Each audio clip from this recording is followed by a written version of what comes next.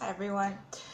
Okay, I'm back, and this is part 3 of my introduction. There may be several more parts of the introduction. So, I just want to let you know that a little bit about myself. I was born in New York, in Queens, New York, and I've been living in California all my life. I had well, to say the least, I had a very difficult childhood because I had parents who were both sociopaths. My father was a controlling path, um, and my mother was a manipulative. She was and is a manipulative sociopath. And clinically, and it's actually a fact that sociopaths, psychopaths, narcissists, all part of the same disorder, and that's not an excuse. But at any rate, they become worse with age. My father's deceased. I don't miss him. My parents abused me in every way, from when I was a baby, verbally, emotionally, psychologically, physically. They manipulated me. They did just about everything that could be done to me in the most negative way. I have absolutely no love, no affection for my parents. I don't miss my father, and I don't even like my mother. I don't love her. It doesn't matter that she's my mother, or so-called mother. The damage that they did to me and my family also did to me have stayed with me. As a result of the harm and damages done by my parents, I grew up, unfortunately, with no boundaries in place. I never set boundaries for myself as far as how I let others treat me or mistreat me. Um, and as a result, subconsciously or unknowingly, I was always attracting only other sociopaths to myself. I never attracted healthy people, or what would be called normal people. And by today's standards, I don't even know what's considered normal anymore. Honestly, I don't know. I was never normal.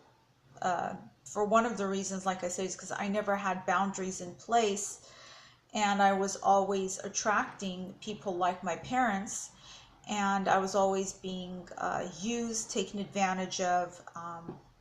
My trust was used against me. Uh,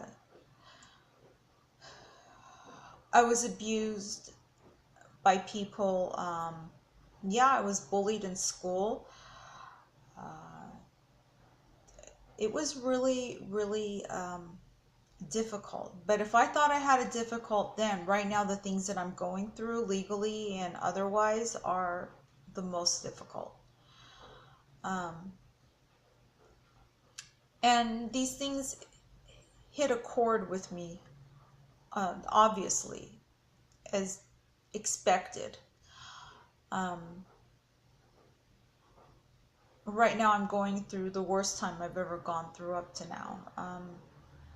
There are days recently that at the end of the day I would think to myself, how did I even get through these days? How did I function? And I did, because I believe that I have to be, and I always have been, and I am very courageous, very strong, and I'm a soldier. I soldier on.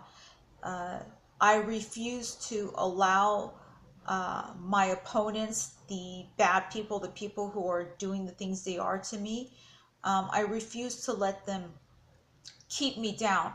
And that brings me to this. One of the reasons that I'm having these legal problems in criminal courts and otherwise is because these types of people, psychopaths, narcissists, they don't like anyone who stands up for themselves or stands up to them and declares the truth and makes the truth known and refuses to back down. And that's me. And they don't like that. They detest that. And I refuse to lay down. I refuse to break. I do stand up for myself, And these days, I do have firm boundaries in place. Just because I grew up damaged, and I am damaged. I haven't completely healed, but I do have boundaries in place. Uh, and they don't like that. They hate that. They have a hatred for that behavior, and they have a hatred for those people, and they will do anything they can to be vindictive and retaliatory and to hurt people like that, like me. And it's disturbing, for lack of another word at this point. It's just disturbing how they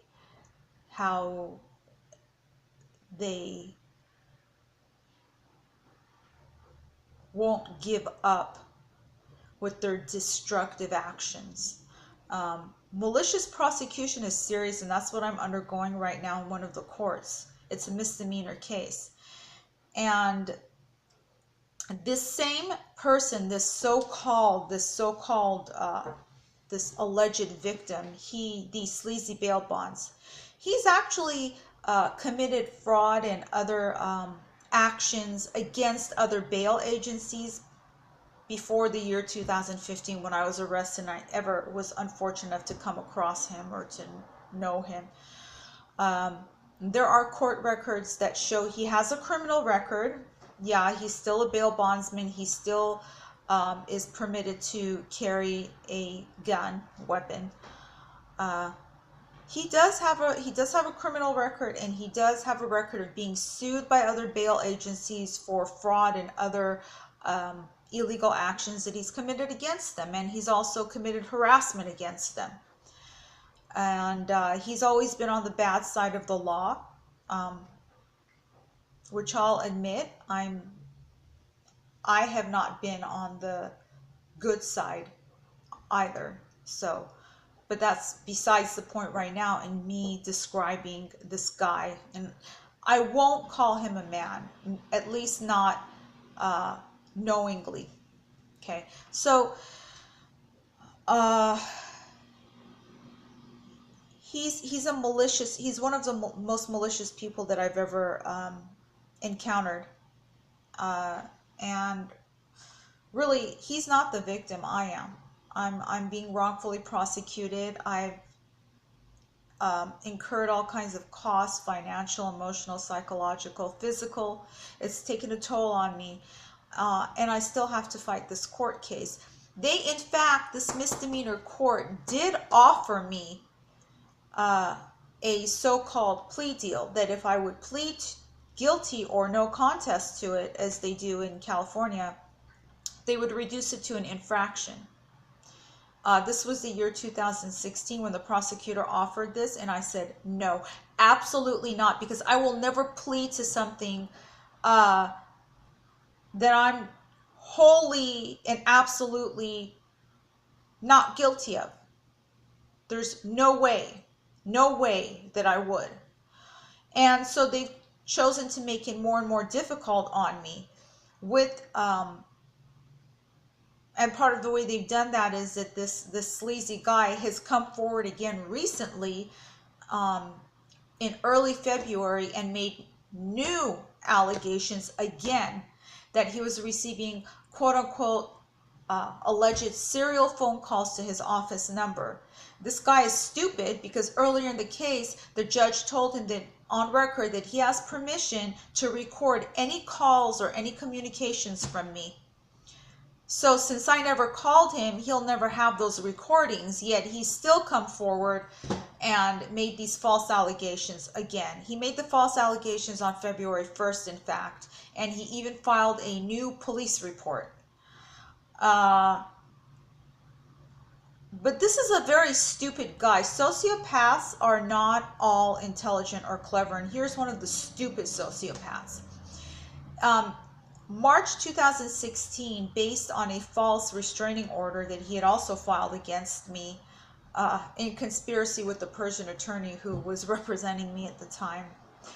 The hearing was in March 2016, and the commissioner granted his restraining order based on him having no evidence and me having all the evidence to show that he was lying, that I had never called him.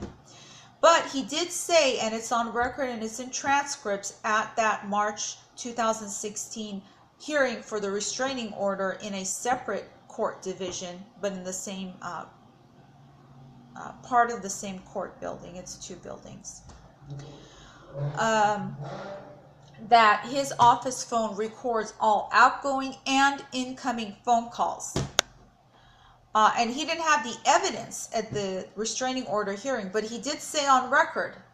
So if this misdemeanor, this separate misdemeanor case goes to trial, or there has to be a hearing before the trial on his new allegations that he's been receiving serial phone calls, then I will bring those transcripts up and I will say, all right, he's previously said on record, and here's the proof, that his office phone records all outgoing and incoming phone calls. And the judge also told him that he has permission to record any calls. So where are those? They don't exist because I never called him, and he's lying. He has lied and he continues to lie. And this is a guy who has, as the phrase goes, no life. No life. His business is dishonest and is scammy, and nobody wants to deal with him. He can barely get any customers, so he has plenty of time to come and lie and make my life more and more miserable because he has nothing in his life. I mean, he has made this his only life. This is the first time that he's ever been the so-called alleged deemed a victim instead of a criminal, because he's always been deemed a criminal. So he's really enjoying the attention. He's become the sweetheart Sigma Chi. And those of you who know what I mean know what I mean. Yeah, the sweetheart of Sigma Chi, you could say. If it was in a horror show, that version.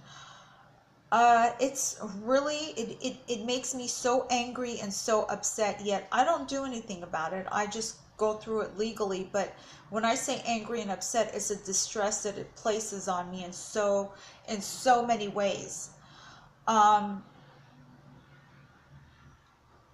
This has hurt me a lot. It hurts me because it keeps me from my babies. It hurts me, and that's the first and foremost and most important reason. It hurts me then because of all the things that I could be doing to improve my existence or my life, things that I want to do, all the ambitions that I have, all the good things that I want to do, all the positive things that I want to do, and it's keeping me from doing a lot of those things, although I still do. I actually get enjoyment out of inspiring and motivating others, which is one of the reasons that I'm putting out these videos. I want to be a life coach. Right now I have a business that I formed myself where I have all natural, pure organic health products like nobody else has. And that's what sets my business apart right now, and my brand. And my brand is very important to me because I want to be successful in a good way, in only a good way in life, and I want to help others. What I do now, sometimes when I'm not very, very, very overly depressed, which I am a lot, is I make little gift bags with food and cleanliness products, things that people need, and I give them to people in tents that are along the freeway, along the streets, on the sidewalks. And I'll be honest here, I did used to judge them. I would say, well, listen, I would tell myself, or I would tell others, you know, these people are not physically disabled. Even if they have emotional problems, they can still get up, get off their asses, and go to work. They have no excuse for being homeless unless they're physically disabled or they're so mentally incapacitated that they're just not able to physically work. But here's the thing, I stopped doing that because I saw it a different way. I chose by myself to see it a different way. I should not judge them. I don't want to judge them because nobody's perfect, and I'm not either. So now I actually love giving them things. And when I see how much they appreciate it, 9 out of 10, they all appreciate it. There was one time when a guy told me, I don't want that. And that's because he was actively standing on the side of the freeway holding up a sign for cash. He wanted cash. So he wasn't really homeless. Um, he just wanted money. He didn't need food. He wasn't hungry. But everybody else that I went to, they were so appreciative. And it said it helped them. One time I came across a pregnant woman recently. This was actually on February 2nd after court. After I believe it was the 2nd, if I'm correct. Or before that. It was a day after court, which I got the worst news, which is when the prosecutor had brought up to the judge this guy had made brand new false allegations of getting serial phone calls to his office phone, which could put me in jail the next time I go to court. And I'm really I'm very worried, because the courts, you can believe whatever you want, the courts do not do what they're supposed to do to be fair and impartial. They don't. They go about things wrongfully. I mean, after all, I'm being prosecuted for something that is patently obvious that I didn't do. So, and the case has been going on since 2016, since approximately May or so of 2016, and it's still going. So, at any rate, when I was giving out food and cleanliness products and the gift bags to the homeless, one woman came out of her tent. She was so happy to see me and get the things from me, and she told me actually, I asked her, and that's why she told me. I asked her, is there anybody else here who needs anything in the tent? And she told me there's a pregnant girl. She's pregnant with twins. And I was thinking, wow. And I told her, okay, tell her to come out, let me pray for her, or at least pray with her, and let me give her the stuff. And she said she doesn't feel like coming out. I said, okay, well, you give her this stuff anyways. And she said, yeah, and she's just really upset because she lost one of the twins. So now she's only pregnant with a girl, but she lost the boy. And that really made me sad, because I have a big heart. I have a good heart, and that really made me sad. So I went to my car and I got more things, and I brought it to the older woman. I said, here, give these to the pregnant one. And I continued to move along and give more things to more people, and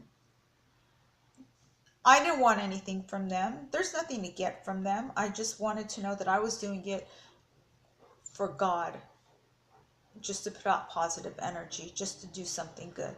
That's it. And I will get into more of my background and who I am and where I come from and my reasons and everything else in the next videos to come. Thank you so much. Thank you, and bless you all.